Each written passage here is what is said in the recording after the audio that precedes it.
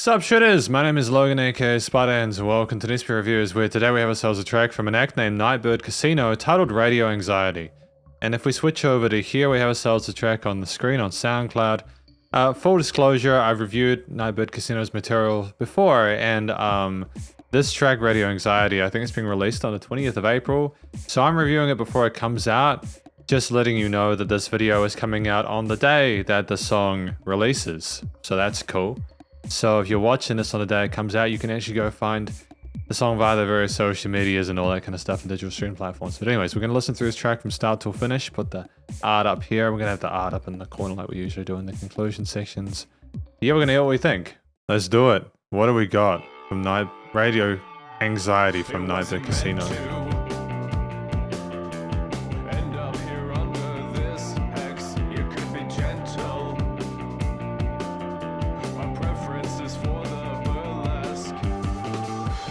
I like the mixture of the bass and the drum grooves there. The 16th notes are solid, and I like the vocal tone as well. We've really come into our own with that. Yep, switching things up for the bridge. Good movement there, tonally changing the chord progressions and such. A little bit.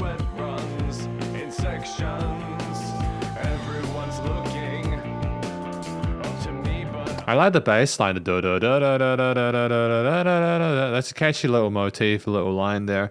And the fact that it's so dominant is, but that's still sounding quite nicely paced with the everything else, including the vocals, is smart. You know, it's good. That studio quality, the production is tight.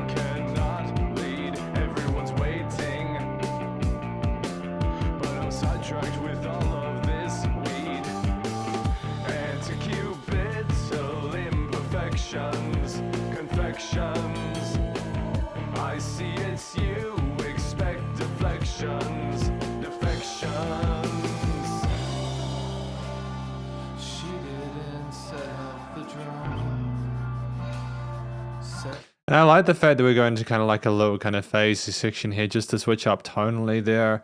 I'm getting the story as we go along, obviously, and hopefully you are too. Hopefully you can hear this, but yeah, I like the fact that Nightbird Casino are comfortable with their own style now. They're exploring different, like the dynamic range as well.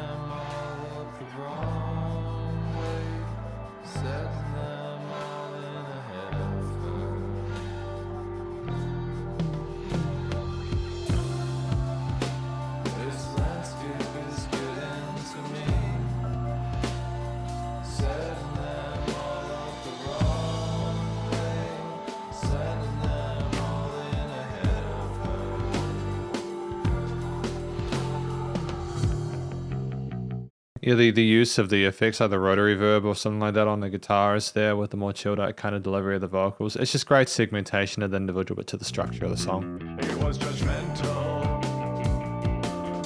I'm judging you hard, my dear, on your opinion. I find it lacking in trifling ways. Opportunistic as possessions, infections.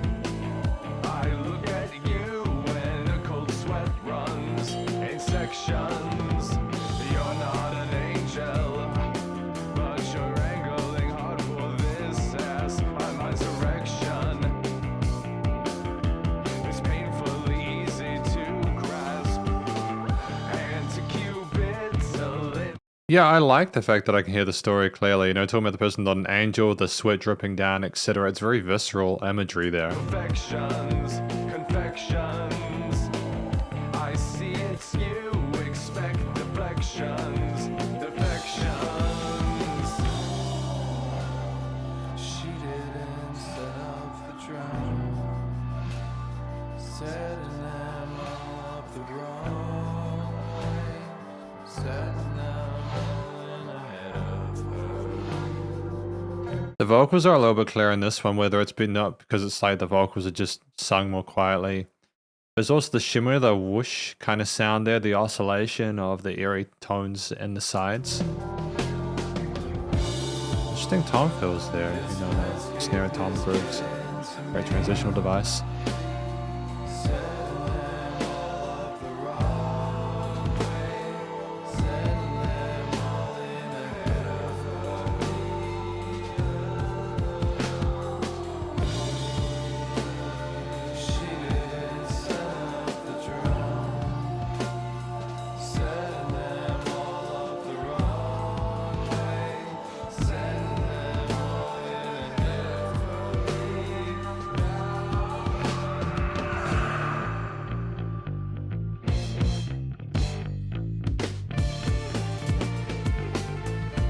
great just to have a guitar lead section is here as well, as a replacement for the vocals. And we've got keys in there as well. We've had some sort of like other brighter textures in there, some keys, or like even like a... I think those were synthesizers that we had earlier going alongside the second verse part.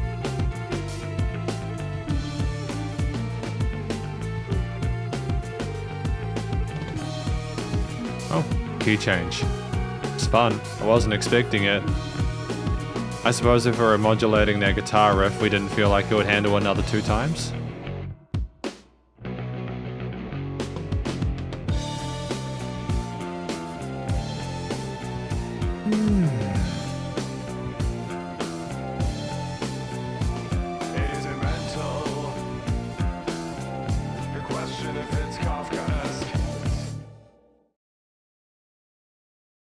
Is that Kafkaesque? Who is Kafka? Oh, so Kafkaesque is like used to describe absurd situations. Things that are kind of out of this world, that's what that means.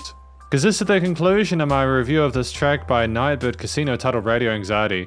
What do I think this track is about? I think it's about...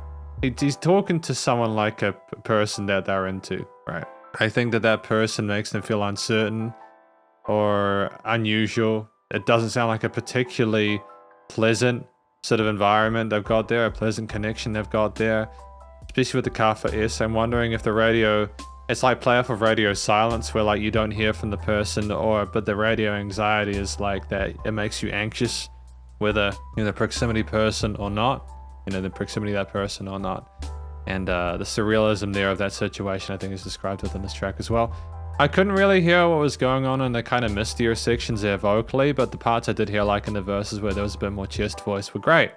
I like the differences in the voicings of the vocal parts though. I think they were charming. And I liked the attitude behind it. I think that they're getting more polished with the approach to their lines within these tracks, and they sound more confident on the mic. Generally, we've got a great situation here where like they've just continued to improve track after track. I'm really glad to have had the opportunity to check out Nightbird Casino as they continue to progress as a band. I think that this is their own kind of sort of groove they've found now. They've found a niche they're happy with stylistically. The vocals suit it well.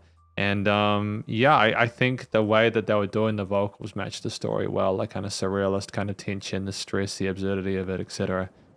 So that's cool. There was a connection there. There weren't any sort of vocal harmonies in here, I think. Well, there might have been in the quieter parts, but I think that was just because there was just one person talking to the other through the fourth wall. But yeah, that was cool. The track at like 4 minutes 18, it did make good use of its time. I liked the culmination of different verse and sort of like quieter bits here, like the A-B sections, etc. with the, the 2 sides of the coin.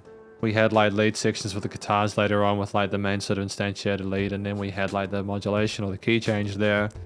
The theme itself sounded like with the da-da-da-da-da-da-da-da, it was driving forward, like there was a sense of tension and uncertainty there with the kind of the assertiveness of it, how kind of in your face it was, but also there were a lot of softer textures in there. They were trying to balance it out, I think, so that it wasn't too overwhelming for the listener or too aggressive. And I think they managed to handle that well, especially with the vocal style. Things became really misty sounding and relaxing and sort of ethereal and unnerving in that quieter bit, but I still nonetheless feel as though they did a great job there. And ultimately there's a lot to appreciate. I think that the bass line, well, how it was driving forward and had the, there was a great technical performance there and explored the fretboard a little bit more in those quieter bits, but it really knew how to kind of tie into what the drums weren't doing. The drums did some 16th note sort of fills and tone grooves, but and there was some interesting sort of like buzz roll and kind of ghost note hits and stuff like that. But outside of that, the drums were very, very supportive of what was going on. They didn't want to overstay their welcome. Maybe that is like a guitar part. Maybe I'm confusing the bass with the guitar part. It just sounds like it could have been done on the bass with a bit of distortion in that higher range, But that was still dope though. I enjoyed the sound of it regardless, The ambient kind of rotary reverb that we had occasionally with the oscillations and some of those kind of bassy bits there with those harmonies on the guitar parts, and also the synths or key parts that came in there as additional pad textures. Separated those two elements in ways that were meaningful. You had clear, sort of easy to follow transitions between them, despite the difference in overall tonalities and potentially even tempos there. Yeah, I think as a final note on the performance itself, I think that the keys are actually a necessary element up in that top of range because of how sort of like mid and low heavy it was a lot of the time. Having that mid resonance there to go on top of the higher resonance to go on top of the male vocals there was a smart move. Kind of made it more intriguing because of that. So they notched stuff well in the frequency spectrum. It was a very full sounding composition with lots of tonal changes in the key chord progressions and stuff like that, and even the key signatures. There's a lot to appreciate there. And again, the lead section there with that melody that was put on the guitar there in the center field was interesting, and it had a sense of tension there that carried alongside well with what we were doing with the vocal parts. It was a nice substitute for that. And it was nice to have the vocals at the end to kind of carry us out with the Kafka's part with just things kind of coming to a close like that. So yeah, I think there was a note out of place. I'm very happy with the track so far. The recording, mixing, and mastering was good. My understanding is that this isn't like the final master. I could be wrong. They're still getting that sorted. So this is a before the official release version, which is fine.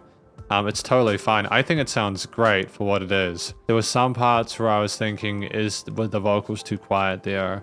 Or could things have been kind of double checked, like some of the bass resonances in certain parts? But for the most part, this is a pretty good. I mean, it's obviously gonna be close to what we have there. There's probably not enough time to re-record it, even if they wanted to, before the 20th, especially if you're wanting to release it so that it gets in on the digital streaming platforms within the 2 to 4 week spot that DistroKid and other platforms need to get on Spotify, etc. That was a great. It sounded great. I liked the way how present the vocals were in the main sort of verse parts, or maybe they were the choruses or the A sections. The B sections are a bit more difficult to ascertain, but I think that was deliberate. Just because of the reverb tails and the softness of it. I think that the bass, the guitar parts, the drums are nice and present, well filtered and EQ'd. No complaints there. No weird sort of resonances there. It was nice and wide in the stereo field there. Lots of little bits of interest to kind of poke around there without too much, not too much automation of the panning or anything like that, which made it easier to follow. There were no weird resonances in the stereo field for the most part, even though I was wondering if they could just double check the sub bass. Just in some of those parts where it is a little more bass heavy, just to make sure there aren't any peaks in the 50 to 100, 150 hertz area. Outside of that, it's just, the leveling of the track was great, aside from what I mentioned about the vocals, and even then I'm 50-50 on that. It was nice and loud without pumping, and there was more than adequate dynamic range there. Things really came down in that B section as opposed to the A, and there was changes in energy levels, which made it very interesting to listen to. And it was nice and easy to listen to because of that, actually. So thank you for that.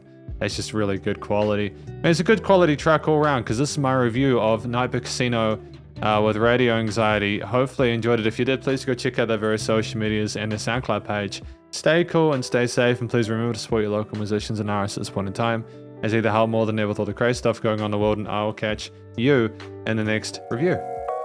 Spiderhands Out.